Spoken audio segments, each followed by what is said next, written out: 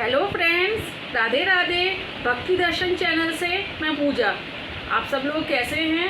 कल हमने शुरू किया था ब्रह्मा जी का मोहनाश, वो रह गया था कंटिन्यू होने के लिए। आज हम उसको पूरा करेंगे। धन्यवाद। राधे राधे। किशन जी के गले में गुंजा माला है। माता यशोदा द्वारा पहनाई गई मोती की माला कन्हैया ने दूसरे गौप बालक को दे दी थी। घर आकर माता से उन्होंने कहा, माँ, मैं ये कंठी लाया हूँ। मोती की माला तो मैंने अपने एक मित्र को दे दी। लाला को तो गुंजा की माला ही बड़ी प्यारी लगती है।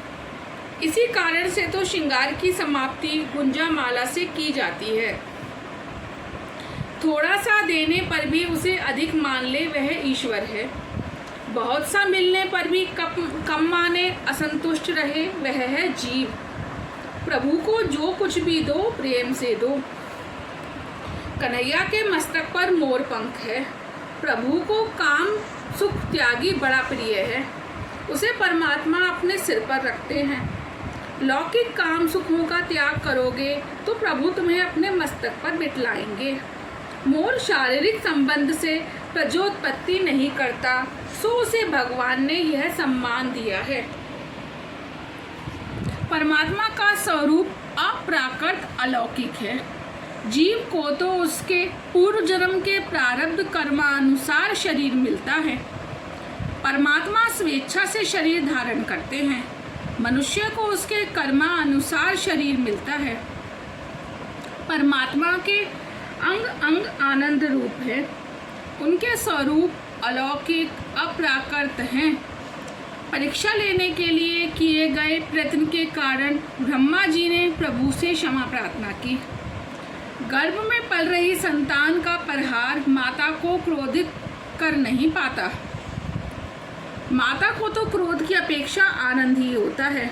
इसी भांति मेरे अपराध को क्षमा कर दीजिए। ब्रह्मा जी कहते हैं, मेरा शरीर पंच तत्वों से बना हुआ है, किंतु आपका शरीर तो केवल आनंदमय है।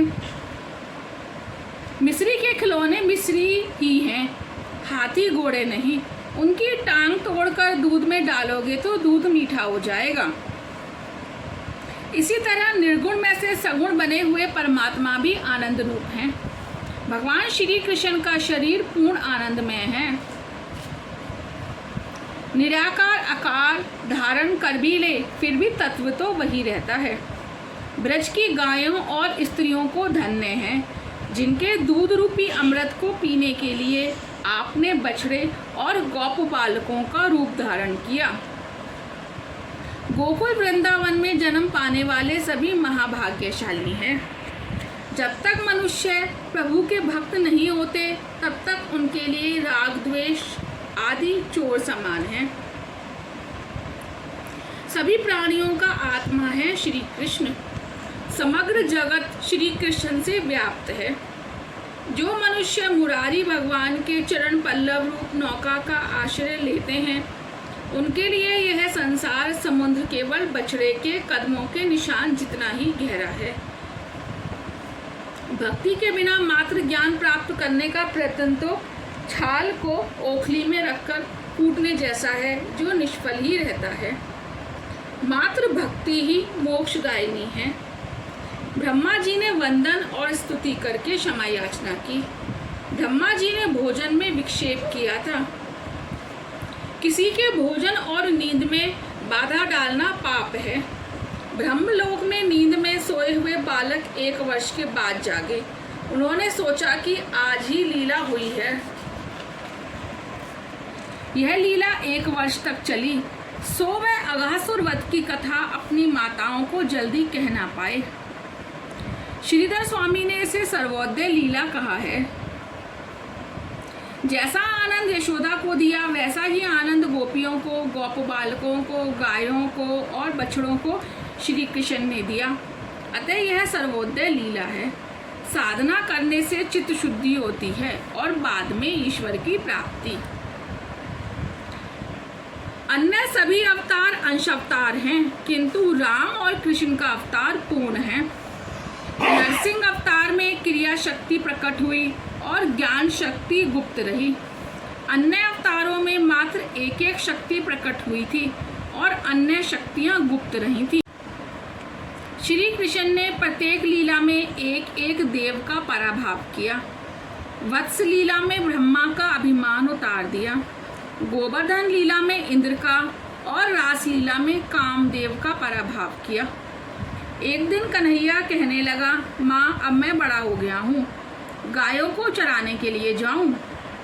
यशोदा, अभी तो तू छोटा है, जरा और बड़ा हो जा, फिर अच्छा सा मुहूर्त देखकर मैं तुझे गोपाल बनाऊंगी। इतने में वहाँ शांडिल्य ऋषि का आगमन हुआ तो यशोदा ने कन्हैया का जन्माक्षर देते हुए उसे गोपाल बनाने का मुहूर्त पूछा। तो ऋषि ने कार्तिक मास के शुक्ल पक्ष की अष्टमी का मुहूर्त दिया। कन्हैया उस दिन गोपाल बनने वाला था। उसे इतनी तो उतावली थी कि उसकी नींद भी गायब हो गई। माता, मुझे गायों से बड़ा प्यार है, मैं इनकी पूजा करूंगा। प्रातःकाल में स्नान आदि से कन्हैया निवृत्त हुआ ही था कि शांडिल्य ऋषि आए। कन्हैया ने गायों का पूजा की तो उनको बड़ा आनंद हुआ, क्योंकि उनका स्वामी पूजा कर रहा है। गायों को फूलमाला पहनाकर मिठाई खिलाई। गायों ने आशीर्वाद दिया, हमारे लाला की जय जयकार हो। यदि प्रभु ने संपत्ति दी हो तो गायों का पालन करो। आज के धनवान लोग घर में कुत्तों को पालते हैं और उन्हें अपने साथ मोटर में बिठाकर घुमाने भी ले जाते हैं। ऐसे लोगों के लिए यही कहेंगे कि वे अगले जन्म की तैयारी कर रहे हैं। कुत्ते से अति स्नेह किया जाएगा तो मृत्यु के समय उसमें वासना रह जाएगी और अगले जन्म में कुत्ते की योनि में जन्म लेना पड़ेगा। कुत्ते का तिरस्कार ना किया जाए, उसे रोटी भी दी जाए, किंतु उसके पीछे पागल मत बनो। गाय में सभी देवों का वास है। गाय की सेवा करने से अपमृत्यु टल जाती है। तिलक भरकर देने से उसका पेट कैसे भरेगा? गाय तो ब्रज भक्त है। एकनाथ जी महाराज ने भागवत में एक विनोद किया है। राम जी ने क्या क्या नहीं किया था। कई राक्षसों का वध किया, अनेक यज्ञ याग किए, प्रजा का भली भांति लालन पालन किया, किंतु वे राजधिराज थे, सो गायों की सेवा ना कर पाए। उनके मन में गौ सेवा की वास रह गई, अतः वह कृष्ण का अवतार लेकर गायों की सेवा करने आए। अर्थात राम और कृष्ण एक ही हैं। प्रातःकाल में ब्राह्मणों ने आकर गणपति की पूजा करवाई। कृष्ण पूर्ण पुरुषोत्तम है, अतः धर्म की सभी मर्यादाओं का पालन करते हैं। गायों की पूजा करके उन्होंने प्रदक्षिणा की। यह तो श्री कृष्ण की पौंगड़ा अवस्था है। शांडिल्य ऋषि की आज्ञा होने पर कन्हैया ने माता को प्रणाम किया। यशोदा की आंखों से हर्षाश्रु टपक पड़े। कन्हैया ने रोने का कारण पूछा तो यशोदा ने कहा, तू सुबह से गायों को लेकर वन में जाएगा और शाम को लौटेगा। तेरे मनोहर चेहरे को देखे बिना मेरा सारा दिन कैसे बीतेगा? जब जीव ईश्वर के बिना एक भी क्षण जी ना सके और ऐसी स्थिति पर पहुंचे, तब ईश्वर शीघ्र ही उसकी गोदी में आ जाते हैं। यशोदा ने कन्हैया को उपान्ह पहनाने चाहे तो उसने इनकार करते हुए कहा, मैं गोपाल हूँ, गायों का सेवक हूँ और सेवक कभी जूते पहन सकते हैं क्या? यशोदा, बेटा गाय तो पशु है।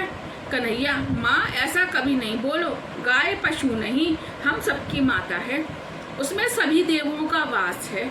मैं तो गायों का सेवक हूँ।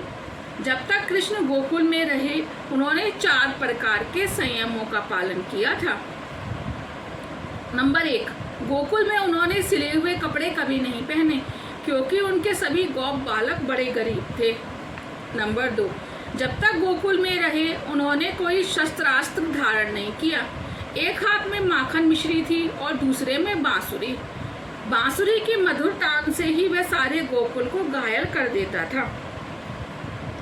नंबर 3, अपने शिरकेश कभी नहीं उतारे। गोकुल का कन्हैया प्रेम मूर्ति है।